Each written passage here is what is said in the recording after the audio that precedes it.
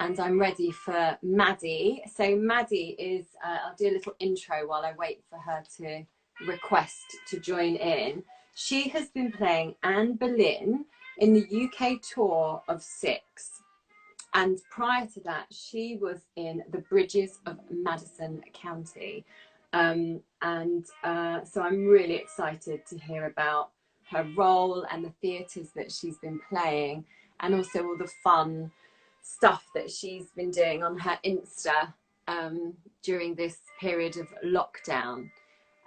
So she's requesting now. This is brilliant. So we're going to go live with Maddie, and hopefully everything will work beautifully. So hello to everyone at home. If you've got any questions, hello, for Maddie. Hello.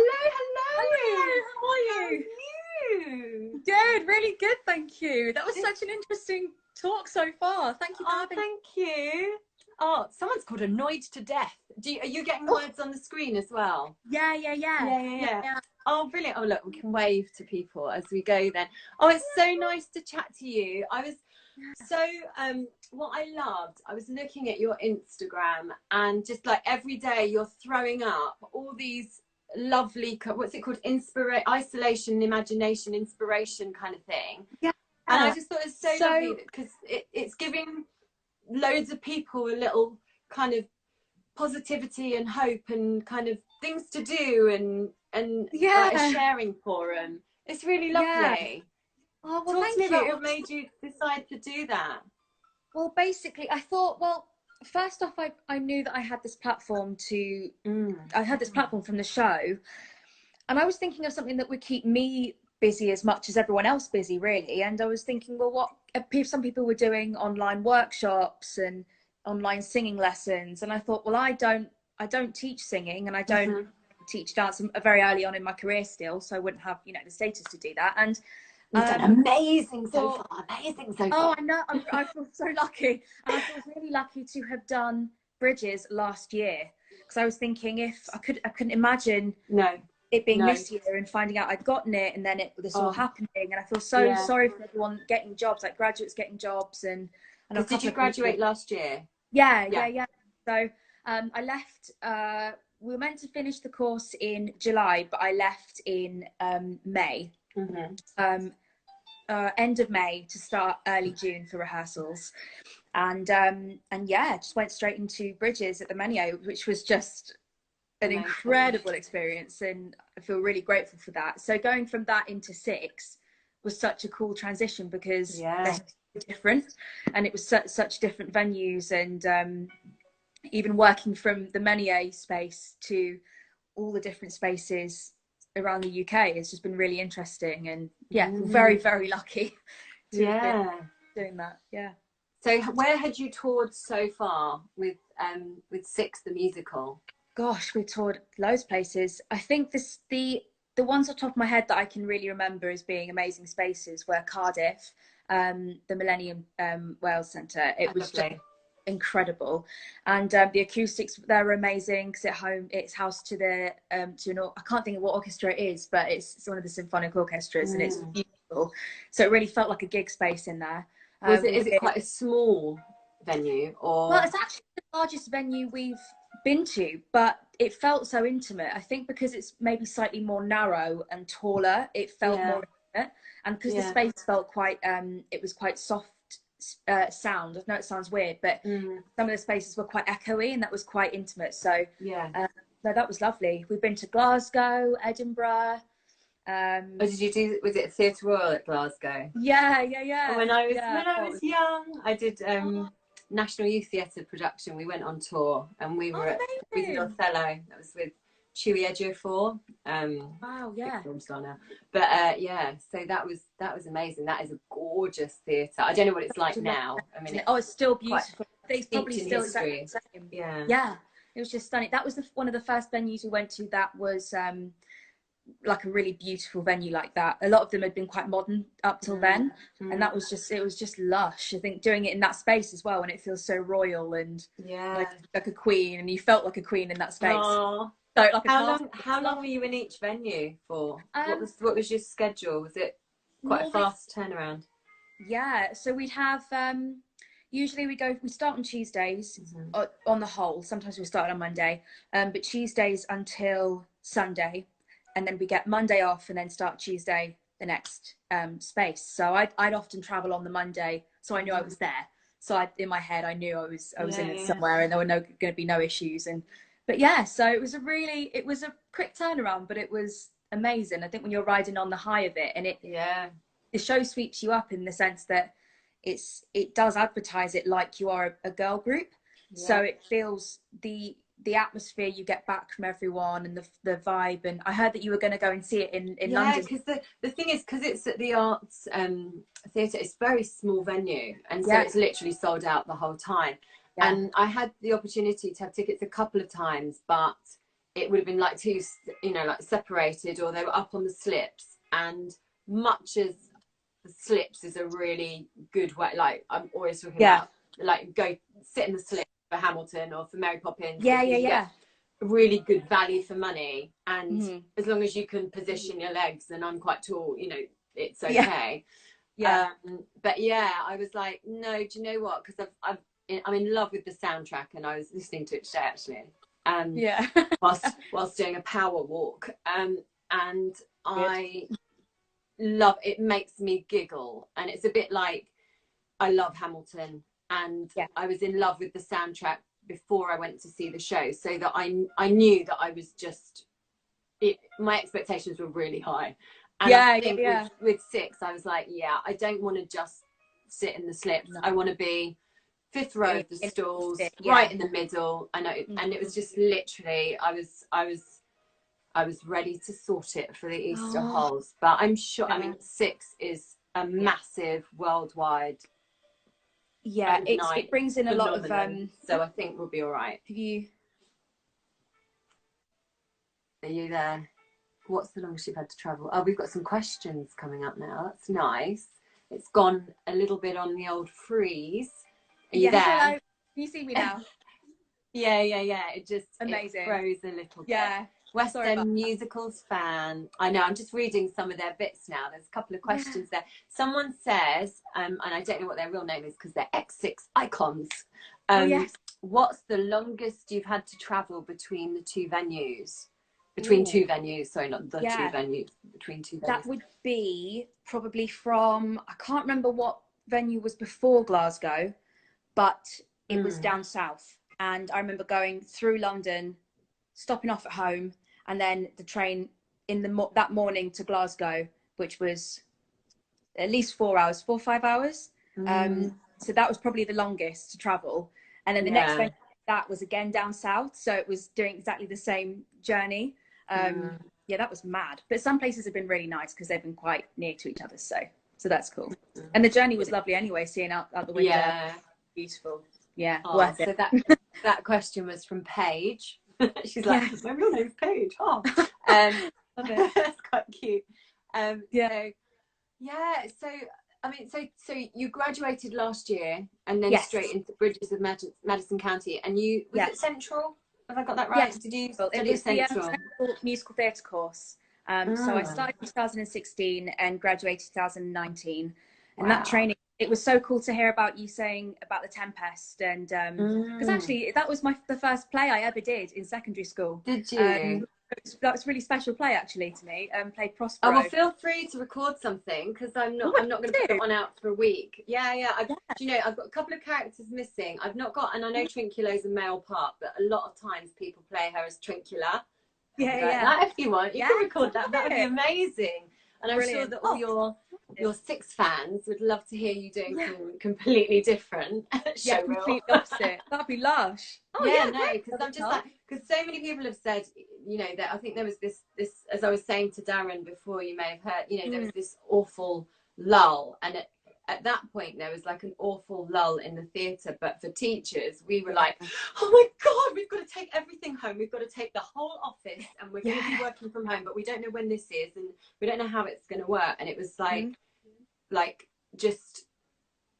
I was hearing two completely different stories and worlds.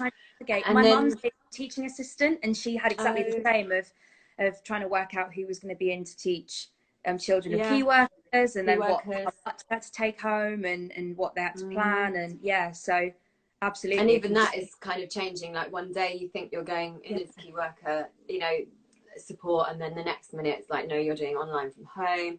So it's all been quite, you know, you've got to turn it into positive. So it's quite exciting and different and new. I've certainly learned a few technical skills that I, you know, would never have thought of before. And already now I'm like, oh, maybe I can pop this on YouTube. There's a new channel for me to think about. Absolutely. So, you know, and someone, a couple of people just commented and said, this is really nice live, as opposed to, you know, me recording an interview and then putting it out. And actually the sound quality is really quite good, I think. I don't know what other people are hearing. I'm just hearing you, but I don't know. I'm sure people will tell us the sound quality is not great. I've seen quite a few of these where it has frozen a lot. We've been quite lucky. I guess it just depends on bandwidth and what else is going on in each household. And so have you been keeping yourself going with singing? Have you been practicing every day? And keeping a plan going, and every now and then singing the Six music just to keep on top of it. We haven't heard yet what the plan is, whether will be the cast extending or so it's kind of just in case and seeing kind of take each day as it comes. That's really tough, isn't it? And it's that not knowing. But then I suppose, I mean, you've been incredibly lucky. You've gone literally, I presume, school into training, and then boom, agent job done. So very super lucky. amazing. I really feel for those students who were due to have their showcases kind of now, or like in the last few weeks, because they've been hit with that uncertainty already in an already overpopulated market where people who have got, you know, I really feel for, you know, people like City of Angels had just literally opened. In that week, just before the theatres closed, I was due to go to 3 different press nights, and I felt ill, and I didn't know at that point. It was sneezing. I think it was early hay fever, but I think I was just exhausted anyway. And then it's just you're hearing stuff, and then you're like, I mustn't go out if my immune system is low, you know, and you just don't know what's going on. And so I was like, I didn't go to the press night of Love, and I didn't go to City of Angels, and I had tickets for Leopoldstadt, and then I was going to see Judy Dench. There was so much stuff, and I just thought, I can't risk it. I can't do it. I'm not well enough. I think the last thing I saw was something called Ostentatious, and that felt weird. And I think after that, someone said, I can't remember who it was. I was talking to an actor, and he said that he did see 2 audience members wearing masks. And I was like, oh, wow. And that was like 3 weeks ago. And I was like, well, that's so interesting that you say that. That's new. Completely new. Because Six has been pretty sold out across the UK. I mean, every venue we've been to generally has been sold out. And Wolverhampton was a really great audience, but it was so funny because through the week, gradually there would be gaps of rows at a time that were missing and empty. And for our tour, what we're used to, it was very bizarre seeing this gap of people. And then some people they pulled their things over their face, and really, really bizarre. And then speaking on your the last things you'd seen before lockdown, for Wolverhampton, on the Monday we travelled to London, and me and my dad had planned to see The Last 5 Years at Southwark Playhouse. We wanted to see it for so long, and we were in a pub waiting to have food when we heard about the Salt announcement, and obviously the group chat for the Six tour kind of blew up, and we were thinking, what's going on, what's going to happen? And so we assumed that it was going to be cancelled, but then we went to Southwark Playhouse, and they said, well, tonight, because we've already set up and everyone's already here, we've said this is going to be their last performance, because then they had about only a week left, I think, a week or 2 left, so they knew it was going to be their last one. It was a real mix. It was quite moving because there were so many moments you could see that they really knew, they were really savouring it, because it was that they knew it was going to be their last performing it. And it really got me, because I don't think it had sunk in that the tour was going to be stopping yet, and it was all happening even. And I just got really emotional because I thought, Yeah. I thought, I'm so glad you have had the opportunity to do this performance and know it's your last one, Yeah. and almost like savor it. Because I had a Yeah. weird feeling on the Saturday in Wolverhampton. I had a weird feeling that I thought, I just get a feeling we're not going to do this for a while, because Brighton looked a bit, you know, on the rocks for whether it was going to happen or not. And I remember thinking in Six, the song, thinking, I'm going to just have a ball here and really enjoy this for what it's worth until we can find out. And then it happened on the Monday. So I was really glad that I luckily had that thought on stage of having fun. And we'd all kind of banded together and thought, we've got to just like enjoy doing the last night of a run. I'm Yeah. worried that, I know that last week it just cut off. If it does, did should we it? just carry on and go live Yeah. for either you or me or something? Should we just, so that absolutely. everyone knows that's what we're going to do in case it just cuts out? Because it may well Yeah. do that. But yeah, no, because that would be very apt, wouldn't it? Yeah. Like, and on the 16th, suddenly theatre. Boom. So true. No, I just remember the Twitter just went crazy, didn't it, that night? Like literally people crying in their dressing rooms. And is it gone? Like, people literally were like going in, because they were going in to do a show that Monday, and then Boris Johnson, there was that announcement, and it was still kind of not quite yet formal, because some smaller venues stayed open just a couple more days. It just then fizzled, but it was like instant, wasn't it? Because up until that point it had been theatres are still open, and then all of a sudden I think it was the Old Vic that went, we're stopping. What was it? I saw it. What was it? Alan Cumming and Help me. Yeah, Endgame. Here we are. Endgame. Yeah, that one. And yeah, they and that was that. And then I think other people were going to follow suit. And it was an interesting thing, because the same thing happens in school. I think people saying technical. Someone saying that they came on Thursday when there was a technical problem. What happened? Oh, okay. I thought that was a technical problem here, but someone saying for an hour. And I think we started a minute in, so I think it's going to go at any moment. But yeah, it was just so sad hearing what, you know, people were literally rocking up for work and then not doing a show that evening, and audiences being told no. And I had a theatre trip booked that evening to see the Seagull at the Playhouse, the Amelia Clark, and it was like a theatre trip with A-level students. But I think we cancelled it that Monday morning anyway. Right. We were like, nah, not going to take the risk of taking students in, and we didn't know what really was happening. And then it was cancelled that night anyway, so we would have travelled in, and you know, that would have been a bit, had to go back again, and it would have been a hassle. So didn't even think of that, the risk with students. I hadn't even thought of that, actually. Can imagine navigating that with trips and everything is just so, even to reschedule, it must be completely up in the air at the moment. Mad. I hadn't thought of that.